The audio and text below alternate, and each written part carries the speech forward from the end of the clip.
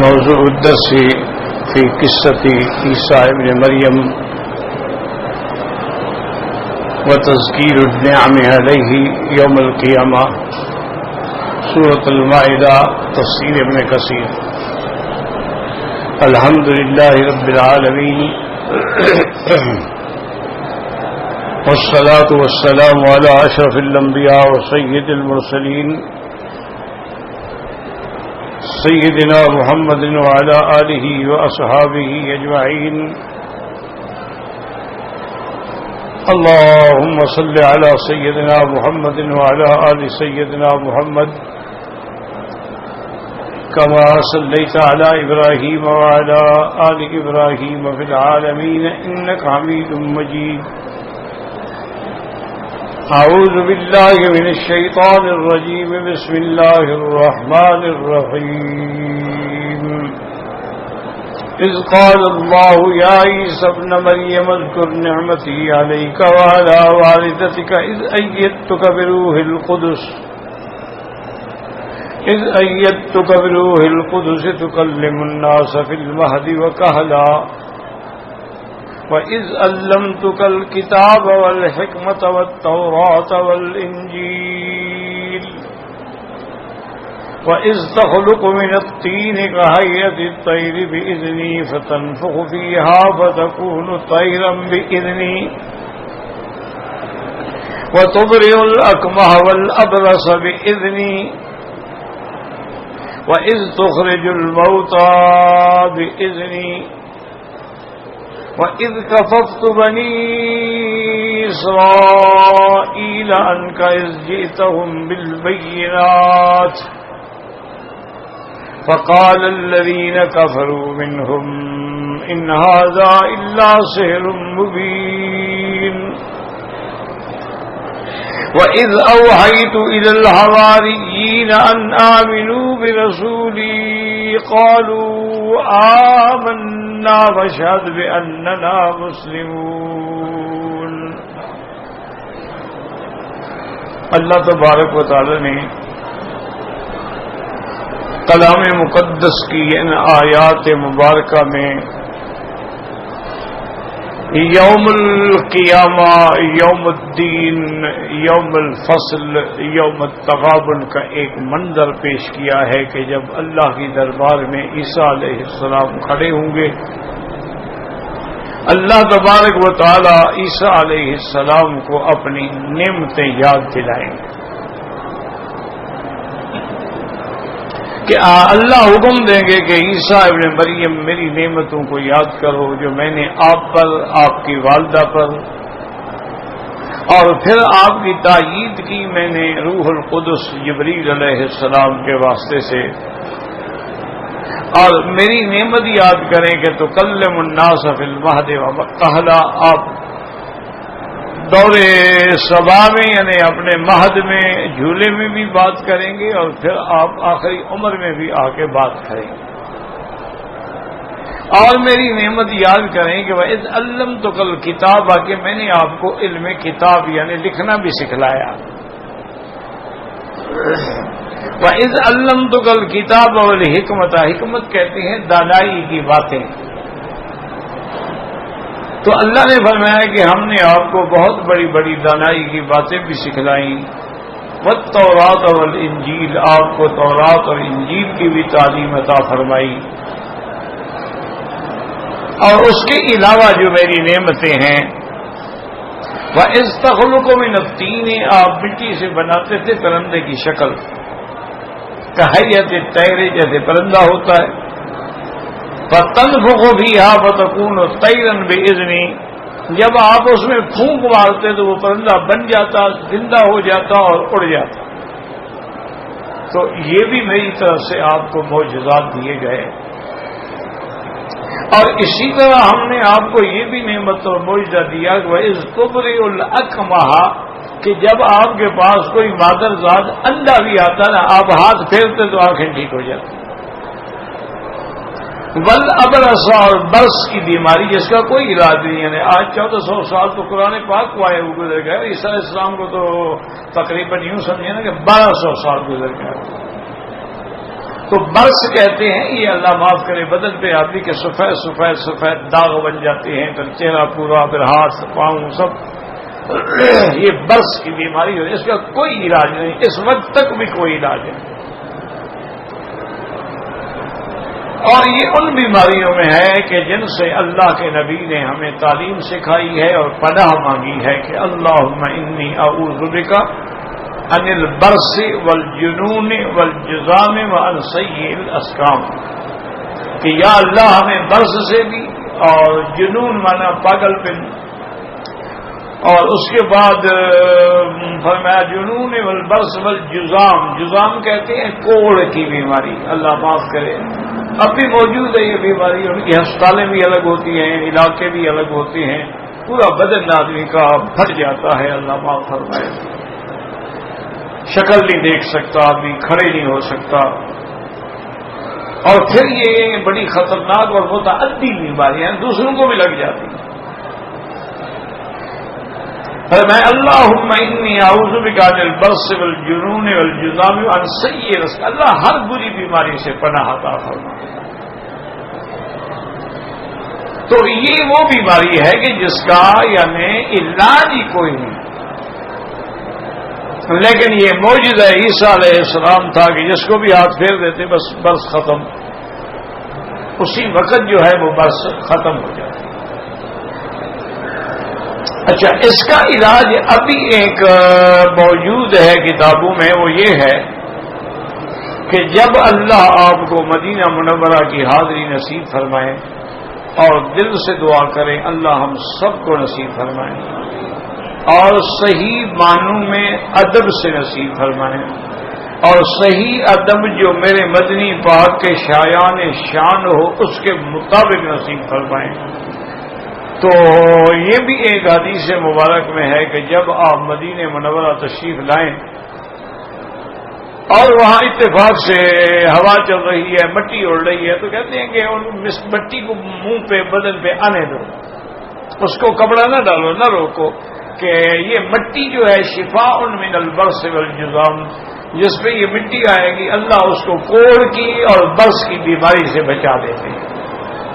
تو یہ مدینہ منورہ کی مٹی میں ایک خاصیت ہے، لا شک فی ذلک، اس میں کیا نہیں ہو سکتا ہے، وہ مٹی جہاں حضور پاک کے قدم لگے ہوں، وہ مٹی جس پہ حضور پاک خود چلتے رہے ہوں، اور وہ ہوائیں اور فضائیں جس کے لیے حضور نے خود دعائیں مانگی ہوں، اور حضور پاک نے مدینہ منورہ سے اتنی محبت فرمائی ہو کہ مدینے والوں سے وعدہ فرما لیا کہ فیکم احیا و فیکم اموت، مدینے والوں اب میں زندہ بھی تمہارے ساتھ اور موت بھی تمہارے ساتھ، میں تمہیں چھوڑ کے نہیں جاؤں گا۔ لیکن شرط یہ ہے میرے محبوب، میرے دوست، میرے بزرگوں، میرے عزیزوں، میرے بھائیوں، کہ مدینہ جاؤ پر ادب سے جاؤ۔ یہ جو ہے نا یہ بڑی خطرناک حالت ہے کہ ہم مدینہ منورہ جا رہے ہوں اور گاڑی میں کیسٹ چل رہے ہوں، گانے سن رہے ہوں، موبائل پہ گندی تصویریں دیکھ رہے ہوں، اور دوستوں کے ساتھ بیٹھ کے ڈنگی باتیں کر رہے ہوں، اور جا مدینے میں، یہ بڑی خطرناک بات ہے، اس سے ڈر لگتا ہے کہ کہیں ایسا نہ ہو کہ ہم بے ادبی کی وجہ سے برباد ہو جائیں۔ دیکھیں نا جی، آپ ٹھنڈے دل سے سوچیں، آپ کی اولاد ہے، اولاد انسان کو کتنا پیاری ہے، یعنی اولاد جو ہے حضور نے فرمایا ہمارے جگر کے ٹکڑے ہیں، اولاد ہو نا اقباد ہو نا،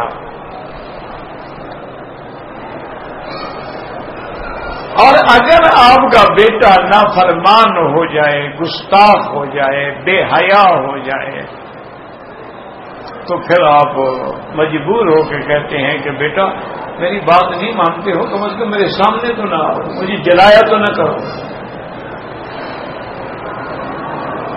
بھائی میری بات نہیں مانتے ہو، ٹھیک ہے، پھر سامنے آ کے مجھے میرے دکھ تازہ نہ کر دیا کرو، مجھے جلایا نہ کرو، بس ٹھیک ہے، لکم دینکم ولی دین، تیرا اپنا رستہ ہمارا اپنا رستہ ہے، ٹھیک ہے، جدا ہو گئے۔ تو اگر ہم حضور کے نافرمان ہو کے روزے پہ کھڑے ہوں گے، کیا خیال ہے آپ؟ ٹھنڈے اس میں کوئی مولوی کی بات نہیں ہے، مولوی مکی کی بات نہیں ہے۔ اللہ نے آپ کو بھی عقل دیا ہے کہ لباس بھی حضور کے فرمان کے خلاف ہو، شکل بھی حضور کے فرمان کے خلاف ہو، عادات و اعمال بھی حضور کے خلاف ہوں، اور پھر ہم جا کے ڈھیٹ بن کے کھڑے بھی ہو جائیں، تو یہ بڑی خطرناک بات ہے۔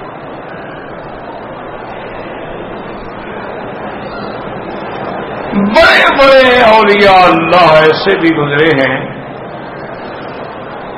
مہینوں مہینوں پیدل چل کے مدینے پہنچتے تھے، اور اپنے مدینے منورہ میں رہائش کی جگہ سے لے کر یعنی حضور پاک کے معاجہ شریف تک جاتے ہوئے بھی ان کے دل لگ جاتے تھے کہ کیسے جاؤں، کیا اعمال لے کے جاؤں۔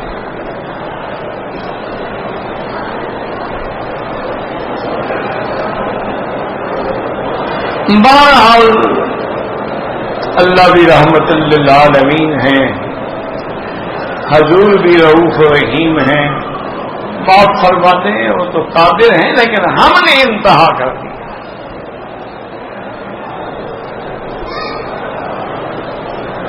حضور فرماتے ہیں کہ جس عورت کے سر سے لے کر پاؤں تک یعنی تھوڑے سے بال بھی کھلے ہوں اور نظر آ رہے ہوں، اس پہ اللہ کی لعنت برستی ہے، اور وہ لعنتی بن کے مواجہے پہ پہنچ جائے سلام پڑھنے کے لیے، بال کھلے ہوئے ہیں، میک اپ کیا ہوا ہے، سنگار کیا ہوا ہے،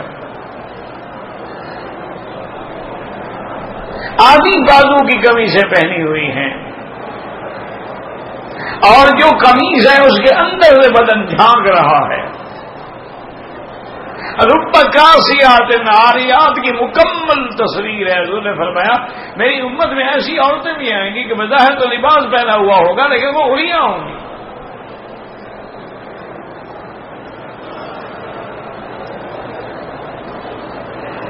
انا للہ و انا الیہ راجعون۔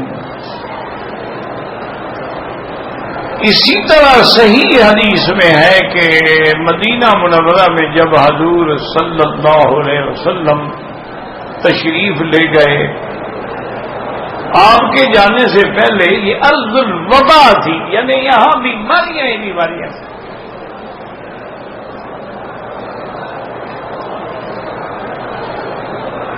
جب صحابہ پہنچے ہیں نا مدینہ منورہ میں، وہ بھی جاتے ہوئے بیمار ہو گئے۔ سیدہ صدیقہ رضی اللہ عنہا نے حضرت بلال کی خدمت میں آ کے پوچھا کیف تجد یا بلال، کیا بلال اب طبیعت کیسی ہے؟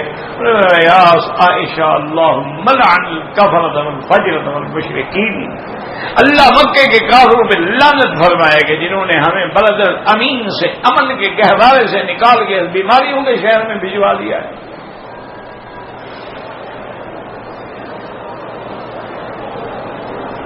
اس کے بعد بھی سیدنا ابی بکر صدیق رضی اللہ تعالی عنہ کی خدمت میں آئیں، کیف تجد یا ابی، ابا جان اب کیا حال ہے؟ انہوں نے کہا کیا پوچھتے ہو بیٹی؟ اللہم لعنہم اللہم اہلکہم اللہم قاتلہم، اللہ مکے کے کافروں پر لعنت فرما، ان کو ہلاک کر دے، انہوں نے ہمیں مکے سے نکال دیا۔ اور بدن جل رہا تھا حضرت ابو بکر کا بخار سے۔ تو بی بی عائشہ حضور کی خدمت میں آئیں اور آ کے عرض کیا کہ یا رسول اللہ صلی اللہ علیہ وسلم، سارے صحابہ بیمار ہیں، پورے مدینے میں وباؤں کا زور ہے، بیماریوں کا زور ہے، اللہ کے نبی نے ہاتھ اٹھائے اور اللہ سے دعا کی کہ یا اللہ حبب الینا المدینۃ کما حببت الینا مکہ او اشد منا. یا اللہ ہمارے دلوں میں مکے کی محبت ڈالی ہے نا، اس سے بھی زیادہ مدینے کی محبت ڈال دے. اور یہ بھی دعا مانگی اللہم بارک لنا فی مدنا وساعنا، اللہ ہمارے ہر چیز کھانے پینے وزن غیر وزن سب میں برکتیں عطا فرما. اور یہ بھی دعا مانگی وَنْقُلِ الْوَبَاءَ إِلَى الْجُحْفَةِ، اللہ میرے مدینے سے جتنی وبائیں ہیں بیماریاں ہیں سب کو جحفہ کی طرف نکال دے، میرے مدینے کو ارض شفا بنا دے، ارض رحمت بنا دے.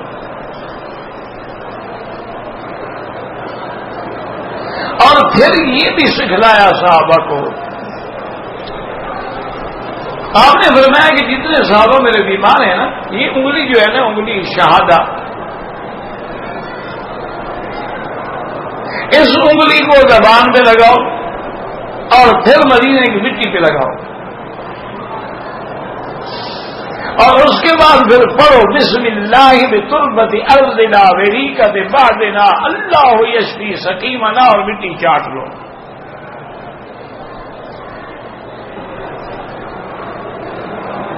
صحابہ فرماتے ہیں کہ بس ہم عمل کرتے گئے اور بیماریاں اڑ گئی. یہ وہیں سے خاک شفا نکلی ہے نا.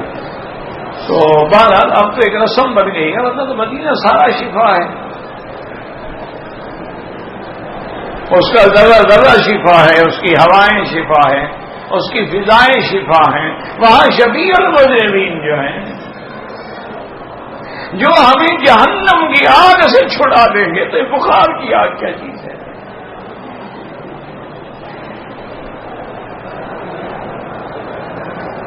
دعا کیا کریں،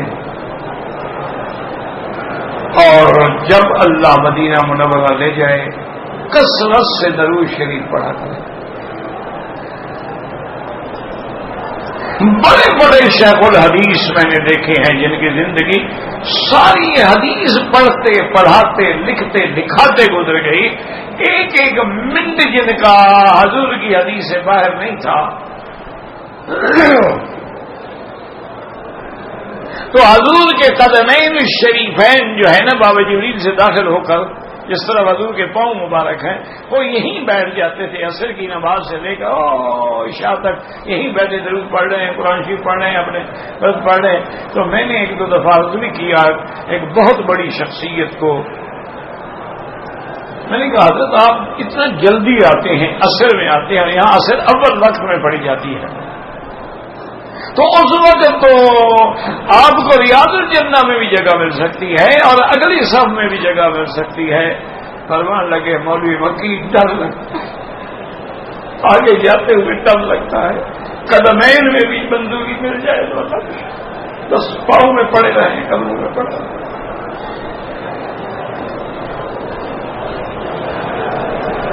اللہ اکبر. تم تو جناب موبائل لے کے جاتے ہو، گانے بج رہے ہیں اور حضور کے روضے پہ بیٹھے ہو. یار خدا سے ڈرو کہیں اللہ پکڑ نہ لے اسی بے ادبی میں.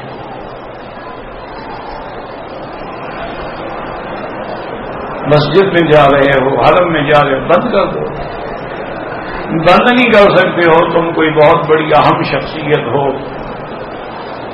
اور تو اس کو سائلنٹ پہ کر دو. جب نماز سے بیٹھتے ہیں دیکھ لیں کہ آپ کو کون کون سی کال آئی ہے، کس سی ایم سے، کس پی ایم سے، کس منسٹر سے، کون سی ہارٹ لائن آپ سے مخاطب رہی ہے.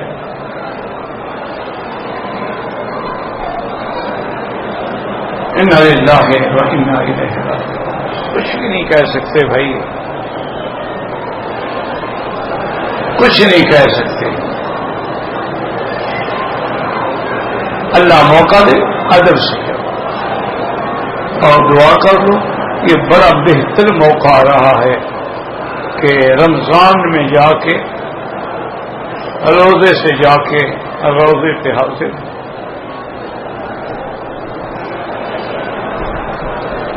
وہیں افطار کریں، پھر وہیں سے احرام باندھ کے آئیں تاکہ وہ حضور کا فرمان پورا ہو جائے کہ عمرۃ فی رمضان تعدل کحجۃ معی، کہ جس نے رمضان میں عمرہ کیا وہ ایسے ہیں جیسے میرے ساتھ حج کیا. لیکن عمرے سے کیا مراد ہے؟ یا اپنے ملک کے میقات سے احرام باندھو. اب اگر آ گئے ہو تو واپس تو نہیں جا سکتے، مجبوری ہے تو پھر مدینہ شریف چلے جاؤ. پھر اس میقات سے احرام باندھو جہاں سے میرے محبوب نے احرام باندھا ہے صلی اللہ علیہ وآلہ آلہ واصحابہ وسلم تسلیما کثیرا کثیرا. اللہ اکبر. اور پھر جتنی دیر مدینہ شریف میں پہنچے سیدھا اپنے مکان پہ جائیں، یا ہوٹل ہے مکان ہے جو ہے وہاں جا کے باقاعدہ غسل کریں، اچھے کپڑے پہنیں، خوشبو لگائیں، اور ادب سے چلتے ہوئے درود پڑھتے ہوئے مسجد نبوی میں آئیں، 2 رکعت تحیۃ المسجد پڑھیں، اگر نماز کا وقت ہے نماز پڑھیں، اطمینان سے فارغ ہو کے دھکے نہ دیں، شور نہ کریں. جب موقع ملے ادب کا تو ادب سے جا کے سامنے کھڑے ہوں اور سلام عرض کریں، الصلاۃ والسلام علیک یا رسول. وقت نہ لگائیں، بس 3 دفعہ سنت ہے. پھر ان خوش نصیبوں پہ، ان پروانوں پہ، ان خلفاء پہ، ان وزراء پہ، ان عاشقان محمد مصطفیٰ پہ سلام پڑھیں، ابو بکر عمر. اور پھر رخ اپنا قبلے کی طرف کریں، کیونکہ صلاۃ و سلام محمد مصطفیٰ کا حق ہے اور دعا میرے اللہ کا حق ہے.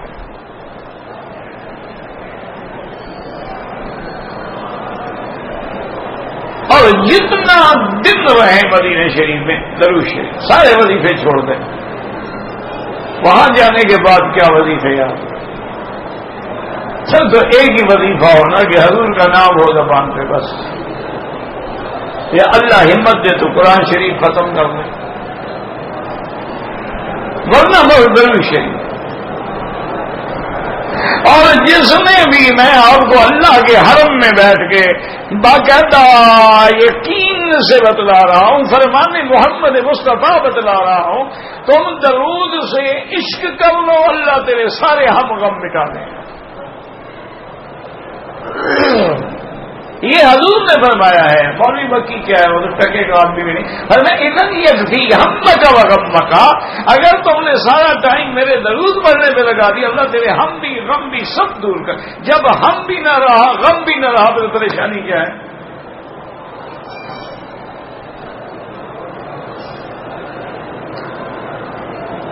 لیکن بہرحال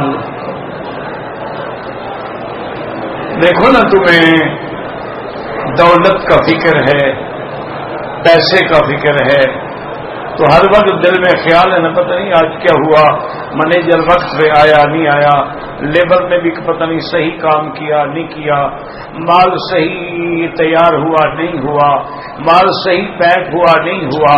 24 گھنٹے نماز پڑھے ہوئی خیال ہے میری مل چل رہی ہے کہ نہیں چل رہی، گنا آیا کہ نہیں آیا، کپڑا کتنا بنا کیا بنا.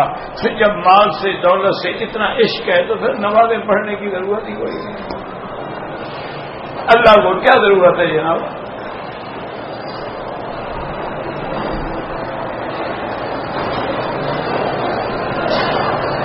اللہ اکبر اللہ اکبر اللہ اکبر. یعنی یہ مقام ہے کہ ساری رات آمنہ کے لال مصلی پہ کھڑے ہیں اور تہجد میں سورت بقرہ، سورت آل عمران، سورت نساء، سورت مائدہ، سورت انعام، 8 پارے 10 پارے میرے محمد مصطفیٰ نے تہجد میں پڑھ دیے.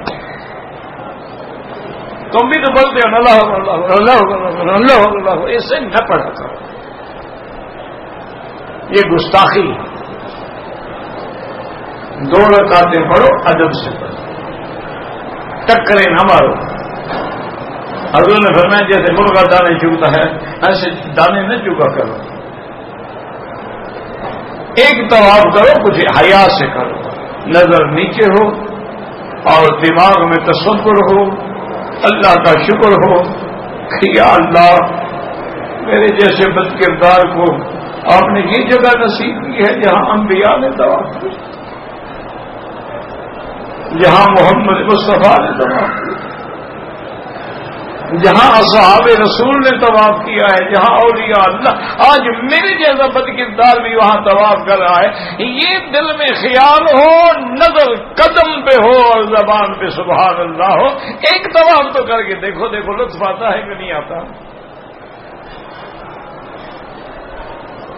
اور یار چھوڑو یہ عورتیں شورتیں، یہ کیا ہیں؟ یہ تو چلتی پھرتی ہوئی زندہ لاشیں ہیں، یہ عورتیں تھوڑی ہیں۔ عورت کا معنی وہ جو چھپائی جائے، جو چھپائی بھی نہ ہو عورت کہاں ہے؟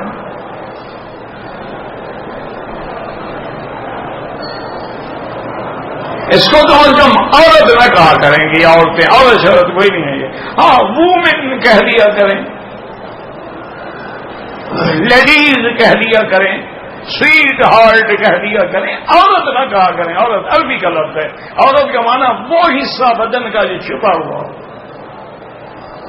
جو کھلی ہوئی ہو، وہ کون سی عورت ہے بھائی؟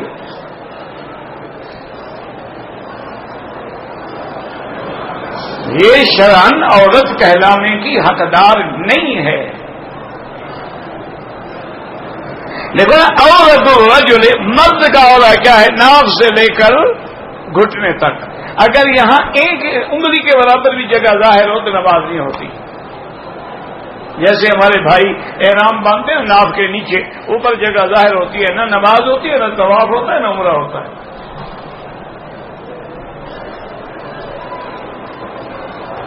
ہمیشہ اوپر باندھا کریں اور دیکھا کریں کہیں ڈھیلا ہو کے گر تو نہیں گیا، خطرہ ہے تو بیلٹ لگا دیں۔ لیکن اگر ایک انگشت کے برابر تیری ناف سے نیچے ظاہر ہے، نظر آ رہی ہے، تو نہ نماز ہوگی نہ عمرہ ہوگا۔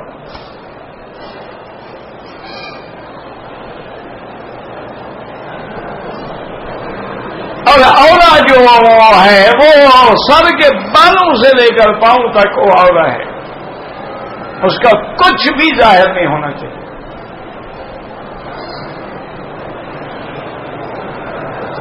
وہ جو ہے نا کہ نماز میں چہرہ کھول سکتی ہے یا احرام میں چہرہ کھول سکتی ہے، تو نماز میں کون بے حیا ہے جو اس کو دیکھنے جائے گا؟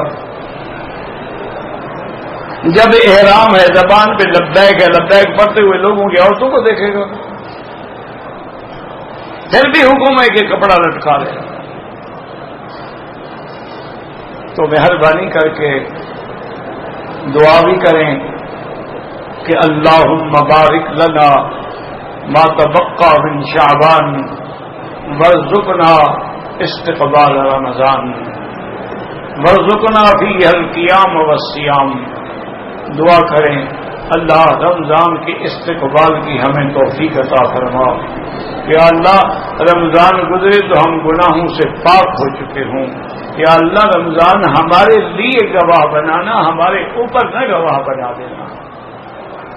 تو اب آپ مہربانی کیا کریں کہ ایک طواف میرے عرض کرنے کے مطابق کر کے دیکھ لیں، اور 2 رکعت تنہائی میں، علیحدگی میں، مرد ہے، عورت ہے، جوان ہے، بالکل تنہائی میں اور کسی ستون کی آڑ میں، کسی دیوار کے سامنے، تاکہ تیرے آگے کوئی چیز نہ آئے، وہاں کھڑے ہو کے سکون سے 2 رکعت نماز پڑھیں، سکون سے تسبیحات پڑھیں، سبحان ربی العظیم، ایک ایک لفظ پہ تیرا پوری توجہ ہو، غور ہو، سجدہ کریں، 2 رکعت پڑھ کے دیکھیں صحیح کہ پھر تمہیں کیسے لطف آتا ہے۔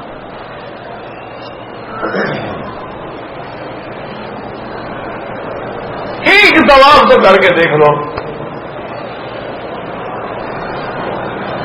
اور یہی دل میں تصور ہو کہ یا اللہ یہ وہی حجر اسود ہے جہاں محمد مصطفیٰ نے بوسا۔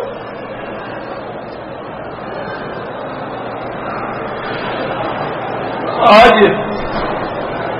میرا گندا منہ بھی وہیں لگ رہا، ادب نہیں ہے نا ہمارے یہاں سے۔ امام شافعی رحمت اللہ علیہ کے امام احمد بن حنبل شاگرد ہیں، لیکن اللہ کے دین پر جب کوڑے مارے جا رہے تھے رحمت اللہ، امام صاحب فرماتے ہیں کہ کوڑے جب لگ رہے تھے تو میری چادر جو تھی نا کوڑے لگنے سے ڈھیلی ہو گئی تو وہ نیچے گرنے لگی، تو اس وقت بھی امام نے کیا دعا مانگی کہ اللہ تیرے دین کے لیے مار کھا رہا ہوں، مجھے ننگا نہ کرنا دشمن کے سامنے۔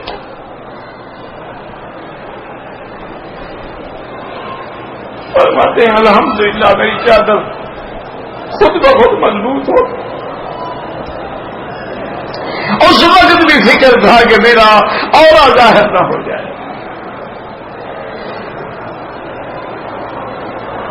امام شافعی نے حضرت کی خدمت میں آدمی کیا یا حضرت آپ نے اللہ کے دین پہ جو مار کھائی ہے اور اس وقت جو قمیص پہنا ہوا تھا، جو چادر پہنی ہوئی تھی، وہ مجھے بھیج دے۔ انہوں نے بھیجی، امام صاحب نے اس کو پانی میں ڈال کے اپنے چہرے پہ ملتے تھے کہ یہ وہ کپڑا ہے جس نے اللہ کے راستے میں مار کھائی۔ اللہ اکبر اللہ اکبر اللہ اکبر۔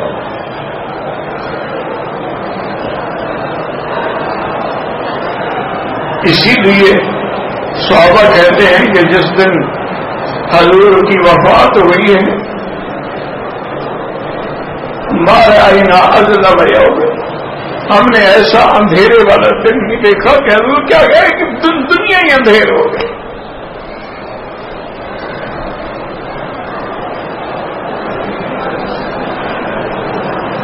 بس بھائی ہم تو آپ کے لیے روتے بھی ہیں، دعائیں بھی مانگتے ہیں،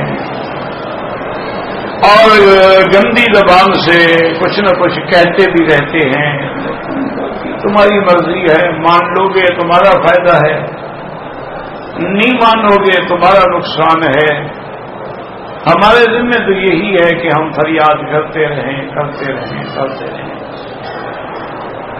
اب دیکھیں کہ اللہ نے کتنا بڑا علم دیا ہے۔ وَإِذْ عَلَّمْتُكَ الْكِتَابَ وَالْحِكْمَةَ وَالتَّوْرَاةَ وَالْإِنْجِيلَ،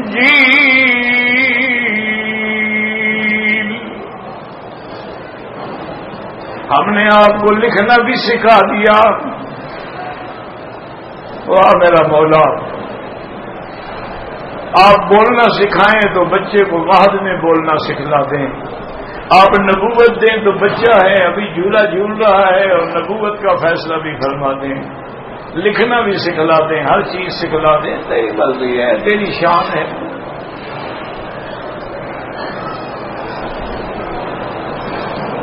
اللہ اکبر اللہ اکبر۔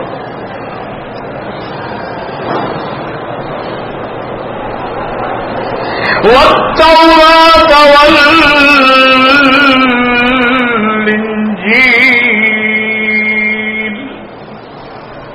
اور کیا کیا معجزے دیے۔ وَإِذْ تَخْلُقُ مِنَ الطِّينِ كَهَيْئَةِ الطَّيْرِ فَتَنفُخُهَا بِإِذْنِي فَيَكُونُ طَيْرًا بِإِذْنِي، پرندے کی شکل بنا کے پھونک مارتے اڑ جاتا۔ یہ معجزہ کیوں دیا کہ اندھے بھی دیکھ لیں کہ جس کے ہاتھ سے مٹی کے پرندے بن کے پھونک مارنے سے اڑ جاتے ہیں، کیا وہ خود آسمانوں پہ نہیں جا سکتا؟ اللہ نے معجزے بھی وہ عطا فرمائے۔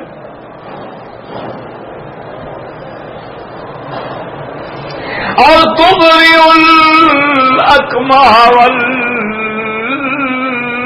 والابرص، یاد رکھو کہ ہر پیغمبر کو اللہ نے معجزات دیے ہیں معجزات برحق ہیں، اور پیغمبر کو معجزات اس دور اور اس زمانے کے مطابق دیے جاتے ہیں۔ موسیٰ علیہ السلام کے زمانے میں جادوگروں کا زور تھا، ہر طرف جادوگر تھے، جادو کے اڈے بنے ہوئے تھے، 70,000 جادوگر مقابلے پہ آئے تھے موسیٰ علیہ السلام کے۔ اللہ نے وہ معجزہ دیا کہ جب سب آ گئے اللہ نے حکم دیا وَأَوْحَيْنَا إِلَىٰ مُوسَىٰ، اللہ نے فرمایا ہم نے وحی کر دی ان القی عصاک، گھبراتے کیوں ہو، تیرے ہاتھ میں جو عصا ہے، تیرے ہاتھ میں جو لکڑی ہے، اس کو ذرا پھینکو۔ اللہ کے پیغمبر نے اللہ کے حکم سے جب لکڑی پھینکی فَإِذَا هِيَ تَلْفَقُ مَا يَأْفِكُونَ وَبَطَلَ الْحَقَّ وَبَطَلَ مَا كَانُوا يَعْمَلُونَ فَغُلِبُوا هُنَالِكَ وَانقَلَبُوا صَاغِرِينَ وَأُلْقِيَ السَّحَرَةُ سَاجِدِينَ قَالُوا آمَنَّا بِرَبِّ الْعَالَمِينَ۔ اللہ کے حکم سے جب آپ نے اپنا عصا مبارک پھینکا تو عصا جو ہے وہ اتنا بڑا اژدہا بن گیا، انہوں نے جو 70,000 سانپ بنایا تھا سب کو نگل گیا، نگلنے کے بعد پھر لکڑی بن گیا۔ اب جادوگروں کو سمجھ آ گئی کہ یہ جادو نہیں ہے، یہ اللہ کا نبی ہے، یہ معجزہ ہے، یہ ممکن نہیں ہو سکتا کہ لکڑی مردہ زندہ بن جائے اور زندہ ہو کہ ہمارے ساری رسیوں کو بھی نگل جائے اور پھر اپنی اصلی حالت پہ لوٹ آئے۔ معلوم ہوتا ہے سچا نبی ہے۔ وَأُلْقِيَ السَّحَرَةُ سَاجِدِينَ، جتنے جادوگر تھے سجدے میں گر گئے اور کہنے لگے آمنا برب العالمین رب موسیٰ وہارون، ہم اپنے رب پہ ایمان لائے، رب موسیٰ و ہارون پہ ایمان لائے، فوراً ایمان نصیب ہو گیا۔ کیوں؟ مقابلے پہ اللہ نے وہ معجزہ دیا جس نے جادو کو باطل کر دیا اور حق کو ثابت کر دیا۔ اور ان کا ایمان تیرا میرا ایمان نہیں تھا۔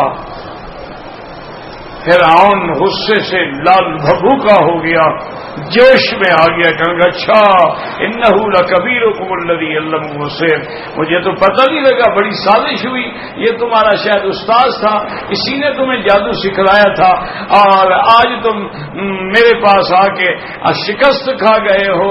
اصل بات یہ تمہاری اندرونی سازش تھی۔ اچھا فکر نہ کرو، لأصلبنکم فی جذوع النخل، یہ جتنے کھجوروں کے باغ نظر آ رہے ہیں میں ان کے ساتھ تمہیں پھانسی پہ لٹکا دوں گا، ورنہ چھوڑ دو موسیٰ علیہ السلام کو۔ پتہ ہے 1 گھنٹے کے مسلمان ہیں، 1 گھنٹہ گزرا ہے، نمازیں بھی نہیں پڑھی، عمرہ بھی نہیں کیا، مکہ مدینہ بھی نہیں دیکھا، بیت المقدس بھی نہیں دیکھا ہے، 1 گھنٹہ صرف گزرا ہے اور کہنے لگے فرعون کو، کہنے لگے کہ لا زہر، جو کچھ کر سکتے ہو کر لو، انا الی ربنا لمنقلبون، ہم نے کلمہ پڑھ لیا ہے تو ہمارا کچھ بھی نہیں بگاڑ سکتے۔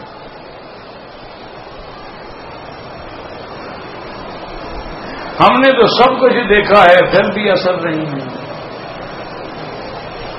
اس کا کیا علاج ہے؟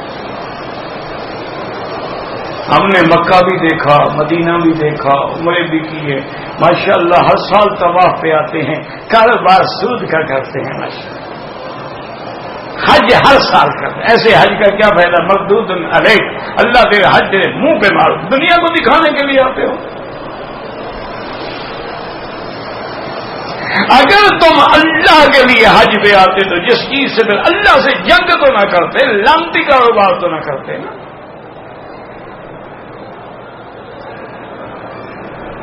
یہ بڑے بڑے لوگ کہہ دیتے ہیں اور جی مکی صاحب آپ تو مولوی لوگ ہیں نا، یہ آج کل جو بڑے بزنس ہیں یہ بینکوں کے بغیر نہیں چل سکتے ہیں اور بینک سود کے بغیر معاملات نہیں کرتے ہیں، ہم کیا کریں مجبور ہیں، پھر ملٹی نیشنل کمپنیوں سے ہمارے کانٹریکٹس ہوتے ہیں اور پھر بھی ہم نہیں ہو سکتا، آپ تو مولوی والی باتیں کرتے ہیں نا۔ الحمدللہ میرے دو دوست ہیں موجود ہیں، انشاءاللہ رمضان میں بھی آئیں گے،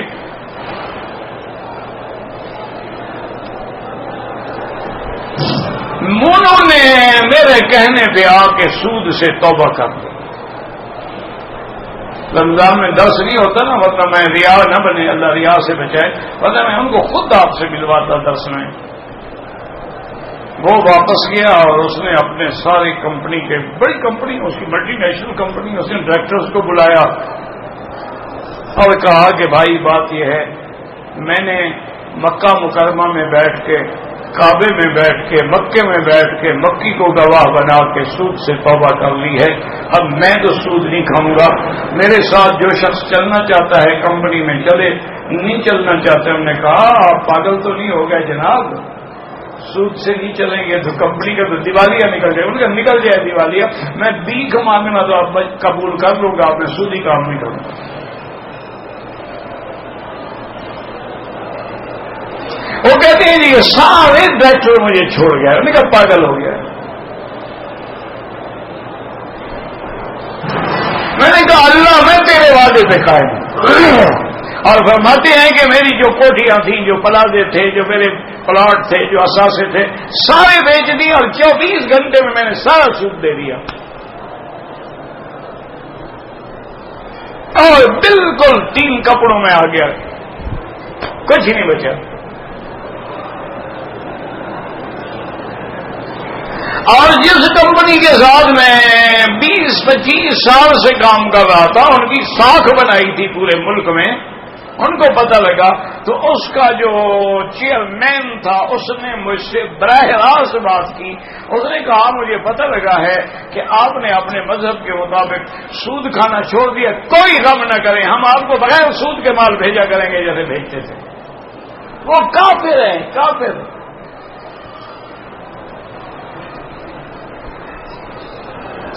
اور انہوں نے اللہ کے کعبے میں مجھے بیٹھ کے بتایا کہ مکی صاحب آج 5 سال ہو گئے ہیں مجھے سود چھوڑے ہوئے، اگر پہلے مجھے 1 ارب کا نفع ہوتا تھا نا، اب مجھے 5 ارب کا نفع ہوتا ہے۔ اب بینک میرے پیچھے بھاگتے ہیں، جب کبھی میں پیچھے بھاگتا تھا جی مہربانی کریں ذرا نوٹس نہ دیں، مہلت دے دیں، اوور ڈرافٹ ہو گیا ہے جی، آپ کی ڈیٹ گزرے گی۔ اب وہ کہتے ہیں جناب آپ کو پیسے چاہیے، ان کہ جناب نہیں چاہیے، آپ کو چاہیے تو مجھ سے بدل لے لو۔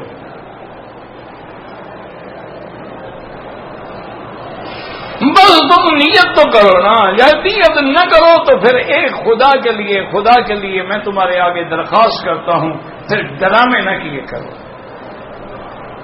اللہ کو دھوکہ نہ دیا کرو کہ سودی کام ہے جی میں ہر سال عمرہ کرتا ہوں جناب، مدینہ منورہ میں میرا سارا سال لنگر چلتا ہے، میں جانتا ہوں سارا کاروبار اس کا سود کا ہے، اس لنگر کا کیا فائدہ بھائی، حرام کھلاتے ہو لوگوں کو، اور وہ بھی مدینہ الرسول میں۔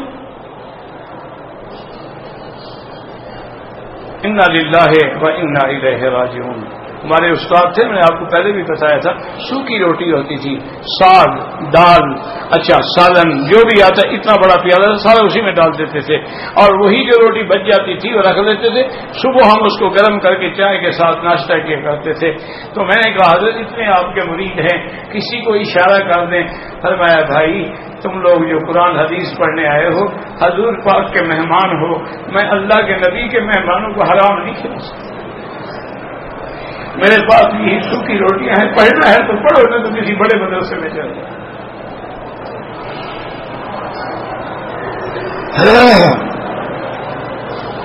اللہ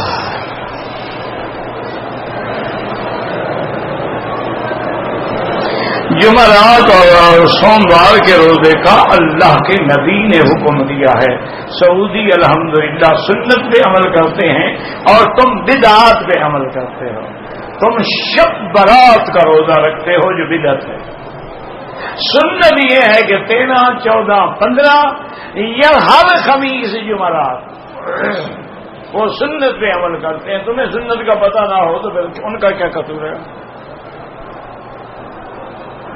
اگر ماہواری کے علاوہ کسی عورت کو سفید پانی یعنی لکوری آتا ہے وہ نماز پڑھتی رہے, اس سے نماز نہیں ختم ہوتی. روزہ رکھے, نماز پڑھے, قرآن پڑھے, بس احتیاط رکھے پینٹ شرٹ باندھ کے تاکہ اللہ کی مسجد میں کوئی قطرہ نہ گرے. عورت کی نماز مکے میں بھی ہوٹل میں افضل ہے, لیکن اگر وہ حرم آنا چاہے تو اس کو منع نہ کیا جائے, افضل وہی ہے. لیکن آج کل میری بیٹی میں آپ کو ایک نصیحت کرتا ہوں, ہوٹل میں بھی کبھی اکیلے نہ رہنا. اگر تمہیں ماہواری ہے خاوند کے ساتھ آ جاؤ, باہر میدان میں بیٹھ جاؤ, اکیلے ہوٹل میں نہ رہنا. یہاں بڑے بڑے ڈنڈے پڑے ہوئے. 27 رمضان کی رات کو میرا دوست تھا, اس کی بیٹی کو اغوا کیا گیا.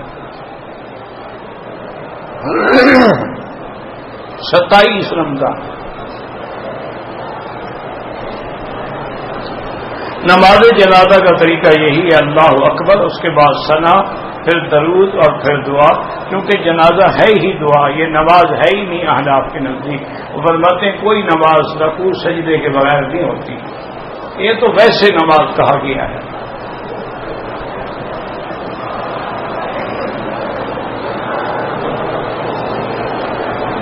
آپ خانہ کعبہ میں ہیں, میں تقریباً 1974 سے درس دے رہا ہوں.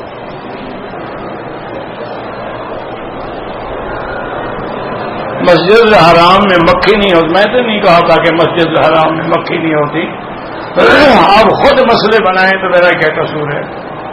علماء نے لکھا ہے کہ مینا کی خصوصیات میں ہے کہ مینا کے اندر مچھر بھی نہیں ہوتا اور مکھی بھی تیرے کھانے میں نہیں پڑتی اور چیل بھی نہیں ہوتی جو گوشت کھینچ کے لے جائے. یہ مینا کے خصوصیات ہیں. یاد کچھ نہیں رہتا, جو مرضی ہے کہتے ہیں مولوی مکی نے کہا تھا, بس ٹھیک ہے. ایک میرا نام آسان ہے اور ایک آج کل نقلی مکیوں کی باقاعدہ ایک لائن لگ گئی ہے, سب مکی مکی مکی مکی لکھوانا شروع ہو گئے ہیں. وہ جو بھی گناہ کرے میری گردن پہ آتا ہے, کیونکہ ان کو تو اللہ کی رحمت ہے, کوئی جانتا نہیں. انا للہ و انا الیہ راجعون. میں خود یعنی جا رہا ہوں پاکستانی کپڑے پہنے میں, تو 2 آدمی پیچھے بحث کر رہے تھے. ایک نے کہا بھائی یہ مسئلہ میں نے مولوی مکی سے سنا ہے, وہ غلط بتا رہا. دوسرا کہیں کہ نہیں یار تم غلط کہہ رہے ہو. انہوں نے کہا میں نے خود مولوی مکی سے سنا ہے. میں رک گیا, وہ حاجی قریب آ گئے. میں نے کہا حضرت آپ نے کس سے سنا تھا؟ اس نے کہا جی مولوی مکی صاحب سے. میں نے کہا مولوی مکی کو جانتے ہیں؟ اس نے کہا جانتا تو نہیں ہوں, سنا تھا. میں نے کہا مولوی مکی تو میں ہوں, میں نے تو یہ مسئلہ بیان نہیں کیا. اچھا کہتے پھر مجھے کسی اور مکی نے کہا ہوگا. میں کہا ٹھیک ہے بھائی تم میرے بھی استاد ہو.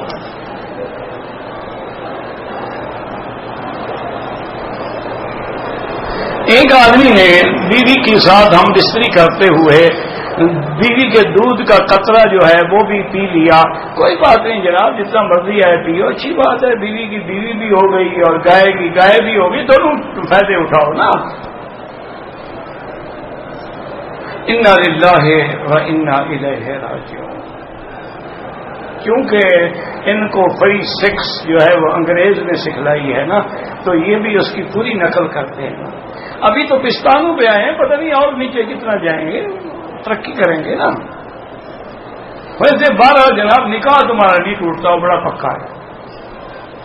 وہ تو 2.5 سال کی عمر میں دودھ پیو تو پھر ماں بنتی ہے.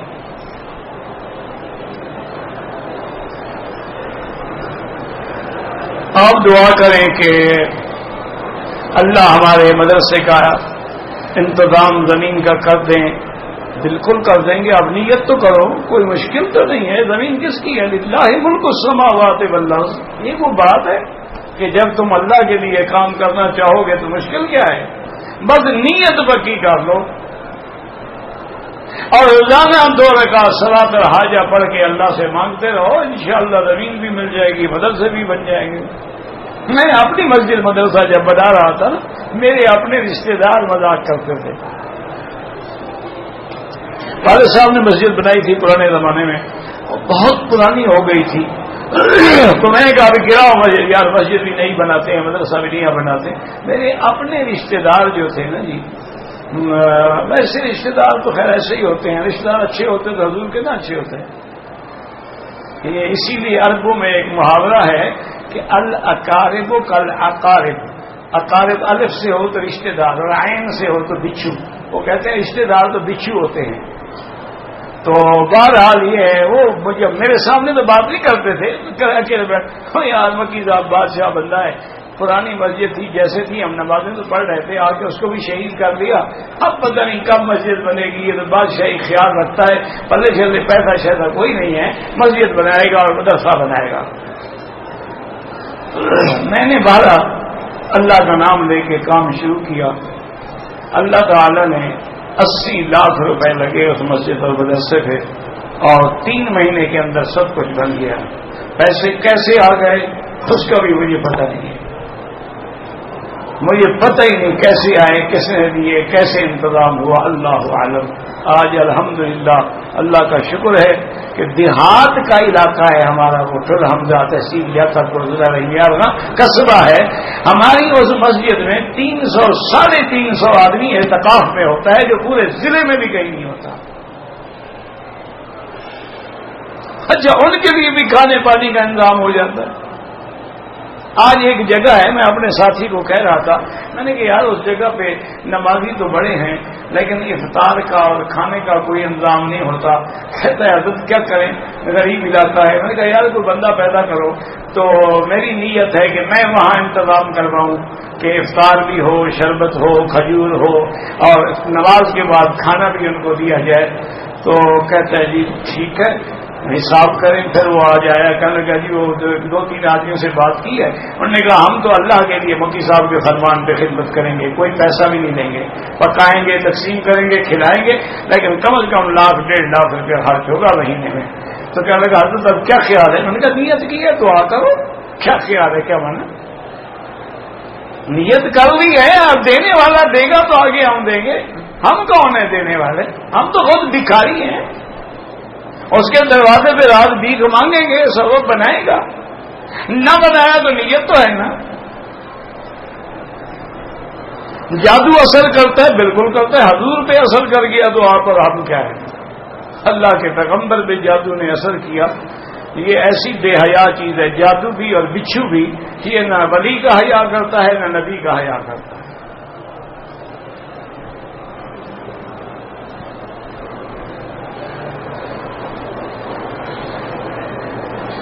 میں نے عمرہ ادا کیا، بیت الخلا میں گیا، میں نے غلطی سے بھول کے اپنے ہاتھ جو تھے وہ صابن سے دھو لیے.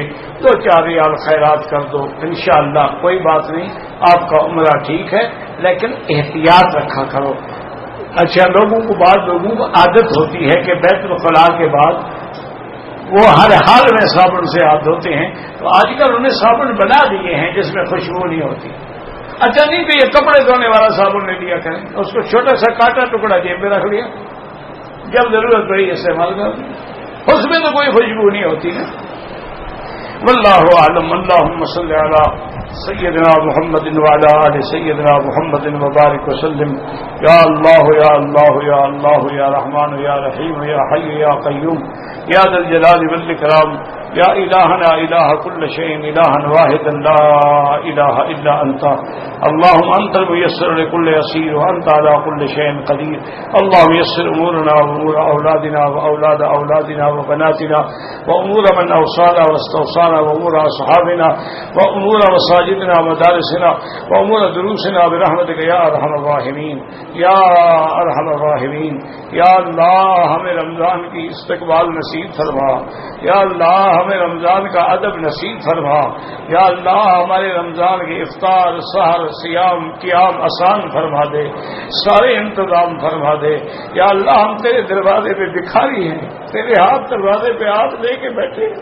یہ تیرے شان کرم کے خلاف ہے کہ ہمیں خالی کر. یا اللہ ہم سب کے دامن اپنی رحمتوں سے بھر دے. یا اللہ ہماری اولادوں کی اصلاح فرما دے, ہماری بیٹیوں کی اصلاح فرما دے, ہمارے گھر والوں کی اصلاح فرما دے. یا اللہ ہم کو ہر فتنے سے محفوظ فرما دے. یا اللہ بیماروں کو شفا عطا فرما. یا اللہ بیماروں کو شفا عطا فرما. یا اللہ ہماری ظاہری باطنی روحانی جسمانی بیماریاں دور فرما. بے حیاؤں کو حیا عطا فرما, بے دینوں کو دین عطا فرما, بے اولادوں کو اولاد صالح عطا فرما. جن کے گھروں میں بچیاں ہیں ان کو خیر کے رشتے نصیب فرما. یا اللہ ہمیں مانگنا بھی نہیں آتا, بغیر مانگے عطا فرما. یا اللہ جتنے تیرے دین کے مدرسے ہیں, مساجد ہیں, معابد ہیں, یتیم خانے ہیں, سب کے اپنے خزانے غیب سے رزق کے دروازے کھول دے. یا اللہ اس بلد الامین کو قیامت تک ہر فتنے میں محفوظ فرما. یا اللہ پاکستان کی حفاظت فرما. یا اللہ یہود و حنود کے شکنجے سے بچا. ربنا آتنا فی الدنیا حسنۃ وفی الآخرۃ حسنۃ وقنا عذاب النار. صلی اللہ تعالی علی خیر خلقہ سیدنا محمد و آلہ و صحبہ اجمعین. اللهم صل علی سیدنا محمد و آلہ